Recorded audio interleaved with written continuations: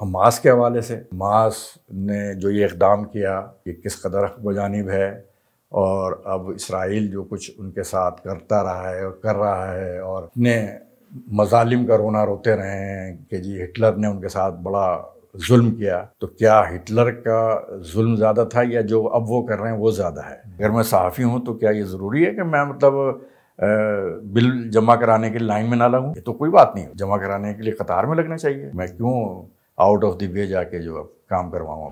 جو لوگ آنا چاہتے ہیں صحافت میں، ان کو اگر پڑھنے لکھنے کا شوق ہے تو وہ آئیں۔ صرف اگر کچھ آمدنی کے حوالے سے آ رہے ہیں وہ، تو پھر میرا خیال ہے اور بہت سارے پروفیشن ایسے ہیں جہاں آمدنی زیادہ ہوتی ہے۔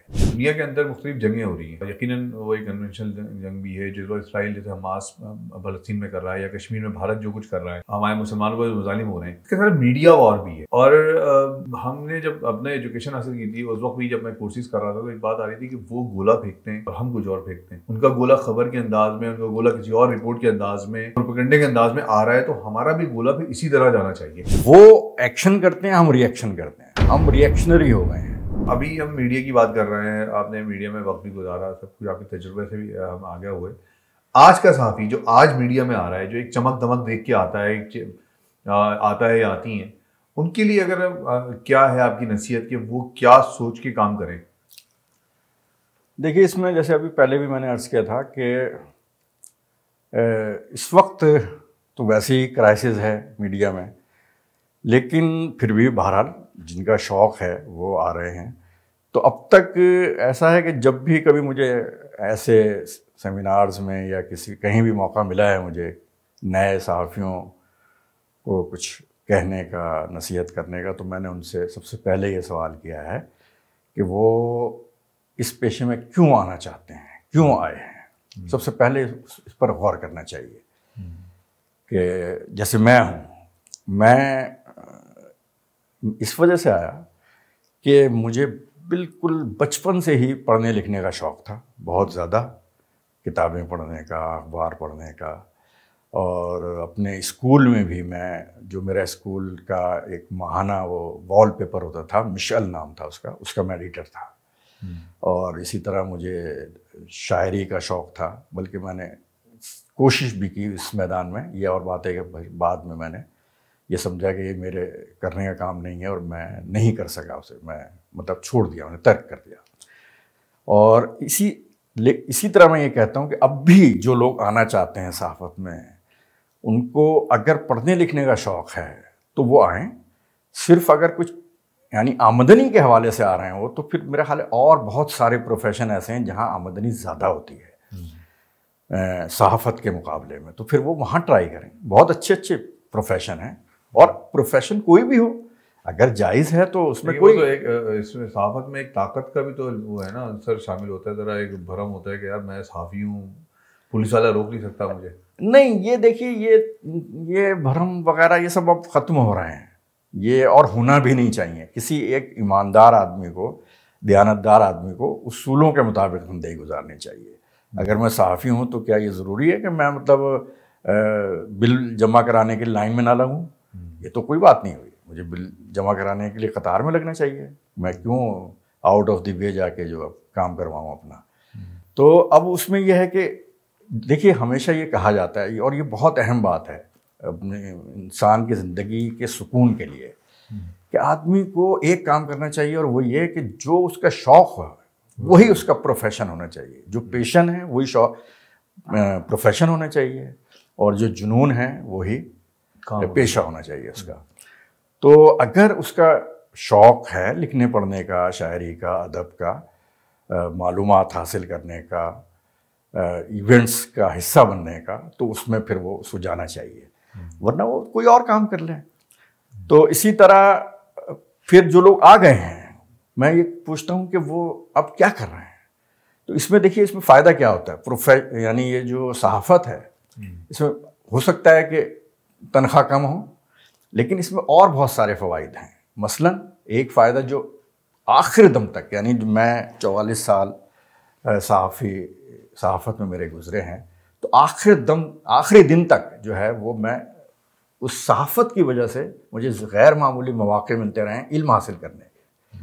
روزانہ کچھ نہ کچھ نئے الفاظ سیکھنے کو ملتے تھے، نئی معلومات حاصل ہوتی تھیں، اور چونکہ آفس ہی اخبار کا تھا تو بے شمار کتابیں دائیں بائیں موجود ہوتی تھیں، جس کتاب کی ضرورت ہو وہ دستیاب ہوتی تھی۔ پھر ہمارا ایک نظام ہمارا اخبارات کا یا میڈیا کا ایسا ہے کہ وہاں ہر شعبے کا ایک نہ ایک ماہر موجود ہوتا ہے۔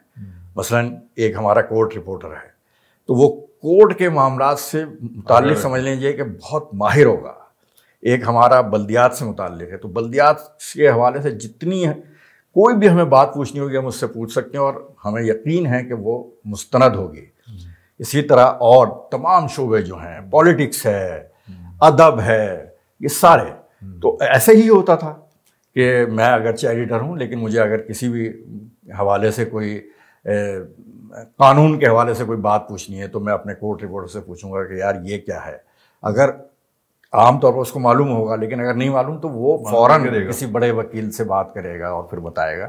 تو سب سے بڑا فائدہ جو ہوتا ہے اس میں یہ ہوتا ہے کہ ہمارے علم میں روز اضافہ ہو رہا ہوتا ہے، باقی جگہوں پہ ایسا نہیں ہو رہا ہوتا۔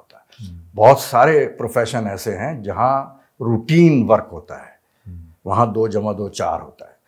اس کے علاوہ ایک یہ ہے کہ صحافت میں ہم رہتے ہوئے ہم اپنے معاشرے کے لیے بہت کچھ کنٹریبیوٹ کر سکتے ہیں۔ مثلاً ہم اپنے علاقے میں اگر وہاں کچھ غلط ہو رہا ہے اس کو پوائنٹ آؤٹ کر سکتے ہیں، ہمارے ذہن میں کوئی اچھی تجاویز ہیں ہم ان کو فلوٹ کر سکتے ہیں۔ تو اس طرح جیسے کہ میں شاید آپ مجھے موقع دیں تو بہت سے کام میں نے ایسے کیے ہیں جو آج میں سوچتا ہوں کہ یعنی میرے لیے ایک اطمینان کا باعث ہے۔ مجھے یاد ہے کہ ہمارے کراچی میں جو سب سے بڑی لائبریری ہے لیاقت لائبریری، تو میں جب جنگ میں سٹی ایڈیٹر تھا تو اس زمانے میں کچھ لوگوں نے اس پر قبضہ کرنے کی کوشش کی۔ تو چونکہ سٹی ایڈیٹر کی حیثیت سے رپورٹرز جو تھے وہ میرے ساتھ رابطے میں رہتے تھے، تو میں قریب ہر رپورٹر سے یہ ریکویسٹ کرتا تھا، درخواست کرتا تھا کہ بھئی آپ اس معاملے کو اٹھائیں جہاں پر بھی ممکن ہو، وزیروں کے سامنے یا افسروں کے سامنے، کہ یہ سندھ کی دوسری بڑی لائبریری ہے اور کراچی کی سب سے بڑی لائبریری ہے اور یہ ہمارا یعنی ایک اثاثہ ہے، تو اس پر قبضہ نہیں ہونا چاہیے۔ تو وہاں آج بھی قائم ہے وہ الحمدللہ، وہ وہاں حالانکہ کھدائی شروع ہو گئی تھی فلیٹ بننے کے لیے، تو وہ آج بھی الحمدللہ قائم ہے۔ یہ اور بات ہے کہ اب بہت سارے سرکاری دفاتر اس میں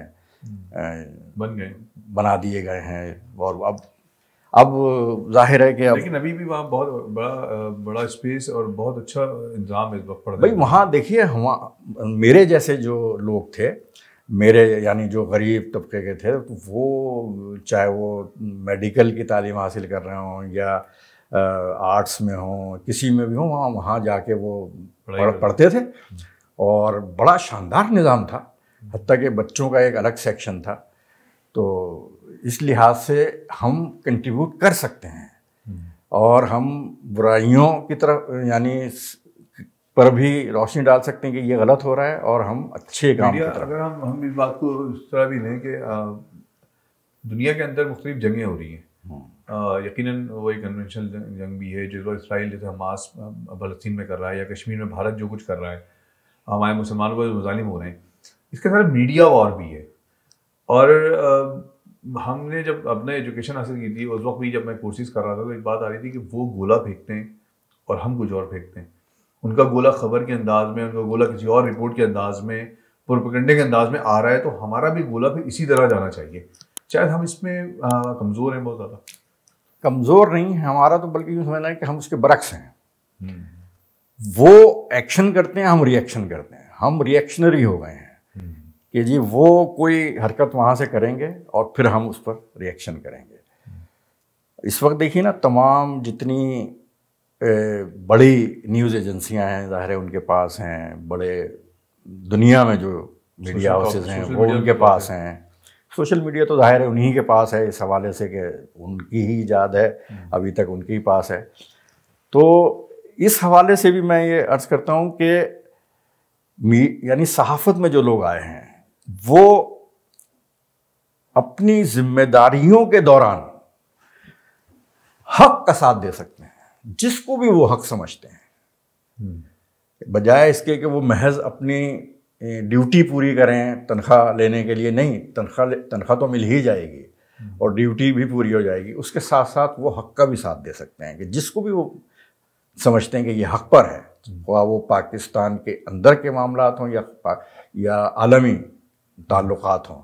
اس میں اگر وہ چاہے تو وہ حماس کے حوالے سے کہ بھئی حماس نے جو یہ اقدام کیا یہ کس قدر حق بجانب ہے، اور اب اسرائیل جو کچھ ان کے ساتھ کرتا رہا ہے اور کر رہا ہے، اور جو وہ اپنے مظالم کا رونا روتے رہے ہیں کہ جی ہٹلر نے ان کے ساتھ بڑا ظلم کیا، تو کیا ہٹلر کا ظلم زیادہ تھا یا جو اب وہ کر رہے ہیں وہ زیادہ ہے؟ تو اس پر بھی لوگوں کو غور کرنا چاہیے. تو یہ ہمارا ساتھی جو ہے وہ بہت سارے معاملہ جگہوں پہ مسلمانوں کی بھی اور پاکستان کی بھی مدد کر سکتا ہے بہت اچھے انداز میں. بالکل کر سکتا ہے اور کرنی چاہیے، اور یہاں کوئی اس کو کوئی یہ اس چکر میں نہیں پڑنا چاہیے کہ جی میں تو صحافی ہوں، میں تو بالکل غیر جانبدار ہوں. غیر جانبداری اپنی جگہ، تو ہم یہ سر آپ تو میں نہیں سمجھتا کہ غیر جانبدار مطلب کوئی بھی غیر جانبدار ہے. مطلب برطانوی میڈیا ہو، بی بی سی ہو، CNN ہو، ہم کیا ان کو غیر جانبدار کہہ سکتے ہیں؟ یہ میڈیا تو غیر جانبدار نہیں ہے، ہرگز نہیں ہے غیر جانبدار. لیکن وہ اگر جانبداری کرتے ہیں تو بہت سلیقے سے کرتے ہیں. بات اصل ہے سلیقے کی. وہ جو یعنی جس کو ہم اردو میں کہتے ہیں نا باریکی دکھاتے ہیں، وہ باریک کام دکھاتے ہیں. وہ ہمارا بھی مطلب سوچ سمجھ کر ہونا چاہیے کہ ہم جو کچھ بھی کریں وہ احتیاط کے ساتھ کریں. اور کچھ ہمارے اپنے مطلب ادارے ایسے ہونے چاہیے، معلومات کے ایجنسیز ایسی ہونی چاہیے کہ جن کی ایک ساکھ ہو، جن پر لوگ یقین کریں. وہ بات وہی ہے کہ وہ اپنی ساکھ بناتے ہیں. اور ساکھ کس طرح بنتی ہے؟ ظاہر ہے کہ وہ دیانتداری سے کام لیتے ہیں، اور کہیں سال میں 1-2 جگہ وہ ڈنڈی مارتے ہیں جب ان کو بہت ضرورت ہوتی ہے، اور وہ ڈنڈی ایسی ہوتی ہے کہ وہ کام دکھا جاتی ہے. سر بہت شکریہ آپ کا. ہمارے پاس وقت کی کمی ہے اور ہمارے پاس اس کی بھی ہے کہ مطلب ایک طویل داستان ہے. آپ کے ساتھ دوبارہ بیٹھنے کی کوشش کروں گا، بلکہ میں چاہوں گا کہ ہم کسی دن آپ کے ساتھ بیٹھیں اور صرف میڈیا پہ بات کریں. آج تو ہم نے بہت سارے پہلوؤں میں بات کی نا، ہم کسی دن صرف میڈیا پہ بات کریں. میڈیا ہے کیا، میڈیا وار کیا ہے ہمارے، ہم میڈیا کس طرح ایک معاشرے کو تبدیل کر سکتا ہے. اور میں یہاں پہ یہ بات کہوں، جس طرح آپ نے کہا نا کہ بہت سلیقے سے کام کرتے ہیں، تو میں نے پچھلے سال شاید ایک ویلاگ بھی کیا تھا اس پہ کہ یہودیوں کی ایک تنظیم تھی، اس کا نام میں بھول رہا ہوں، ایک قوم ہے، اور جن کا پہناوا، جن کا سب کچھ جو ہے وہ اسلام، وہ اس طرح بڑا برقع ورقہ سب کچھ ان کا، بہت ایکسٹریمسٹ ہیں وہ، اور وہ جنگلوں میں رہتے ہیں. انہوں نے وہاں حملے شروع کر دیے اور وہ اسرائیل پہ حملے کر رہے ہیں، وہ یہودیوں کے خلاف ایک آزادی کی جنگ لڑ رہے ہیں. اس کے بارے میں بی بی سی نے جو سرخی لگائی، جسے ہم سرخی کہتے ہیں اخبار کی لینگویج میں، ہیڈنگ یہودی طالبان. تو میں یہاں بات کہتا ہوں کہ جو ہم کہتے ہیں نا کہ وہ نیوٹرل ہے، وہ نیوٹرل نہیں ہے. وہ بڑی پلاننگ کے ساتھ ہمارے کام کو، ہمیں دہشت گرد تو بنا دیتے ہیں لیکن اپنے لیے نہیں کرتے. شاید ہمیں بھی اس جانب سوچنے کی ضرورت ہے. میں آپ سے درخواست کروں گا کہ آپ پھر وقت دیجیے گا مجھے، اور صرف ہم اس موضوع پہ آپ کے ساتھ بیٹھیں. جیسے ایک لفظ جہاد کے ساتھ جو کچھ انہوں نے ظلم کیا ہے جی، اور اب پتہ چلا کہ پاکستان میں بھی مطلب لوگ بلا سوچے سمجھے وہ اس کو استعمال کرنے لگے. مطلب یہ کہ وہ میڈیا اتنی زیادہ گولے برسا ہے، جہاد اور فساد کو ہم منع کر دیا. بہر اللہ تعالیٰ ہمیں صحیح فیصلہ کرنے کی توفیق دے. بہت شکریہ آپ کا، بہت شکریہ. اور آپ نے اتنا وقت دیا. اور میں یہاں پہ یہ بھی بتا چلوں کہ احمد حسن صاحب وہاں سے اپنے گھر سے یہاں تک میرے گھر تک چنچی میں آئے. یہ کوئی ایسی بات نہیں ہے. اور یہ بتانے کا مقصد یہ ہے کہ صحافت میں ایک بہت اہم معاملہ یہ ہے کہ اب جب یہ بات کہتے ہیں نا کہ ہمارے پاس ٹور ہونی چاہیے، ہمارے پاس گاڑی لمبی سی ہونی چاہیے، اور جینے کا کوئی انداز مختلف ہونا چاہیے، تو ایسا نہیں ہے. آپ ایک بہت اچھی زندگی بہت سادگی کے ساتھ گزار سکتے ہیں اور لوگوں کے لیے کوئی ڈیلیور کر سکتے ہیں. احمد حسن صاحب کا میں شکریہ ادا کرتا ہوں کہ ان جیسے لوگ صحافت میں موجود ہیں جو ہمارے لیے مشعل راہ ہیں، اور یقیناً ہم بہت کچھ سیکھ رہے ہیں. آپ کے ذریعے بھی ہم نے سیکھا ہے. آپ کے ساتھ ہماری گفتگو جاری رہے گی. میں ایک سلسلہ اور بھی شروع کرنے جا رہا ہوں. میرا موضوع ہے عام آدمی، اور مجھے چاہیے ایسے لوگ میں آپ کے سامنے انشاءاللہ پیش کروں گا جو ہمارے اور آپ کے گھروں میں بیٹھے ہوئے ہیں، بہت سارے ایسے لوگ ہیں جو موجود ہیں وہاں گھروں میں، اور وہ بہت ساری داستانیں سنا رہے ہوتے ہیں. تو ہم چاہتے ہیں کہ ان سے ہم بات کریں، وہ آئیں ریکارڈنگ کریں کہ جب وہ یار میں تو جب انڈیا سے آیا تو یہ ہوا تھا، تو کیا ہوا تھا ہمیں بتائیے، ہم دنیا کو بتائیں گے. آپ کو پروگرام کیسا لگا اس بارے میں جواب بتائیے گا اور اپنی رائے سے آگاہ کیجیے گا. انشاءاللہ ہم کسی دن اگلے کسی مہمان کے ساتھ آپ دوبارہ حاضر ہوں گے. بہت شکریہ.